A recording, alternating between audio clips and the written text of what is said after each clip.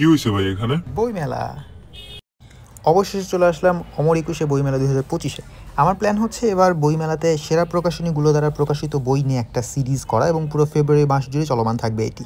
2000 years later.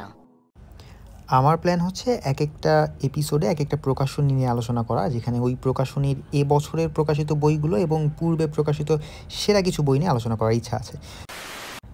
তারই ধারাবাহিকতায় আজকের এপিসোডে যেই প্রকাশনী নিয়ে আলোচনা করব এটি সাহিত্যের জগতে বেশ নতুন হলেও অসাধারণ একটা সাড়া ফেলেছে। না, আজকে আমি চিরকুট প্রকাশনী নিয়ে আলোচনা করব না। যেটি নিয়ে আলোচনা করব সেটি হচ্ছে অনির্বাণ প্রকাশনী। 577-78 অর্থাৎ চিরকুটের স্টলেই পেয়ে যাবেন এদের বইগুলো।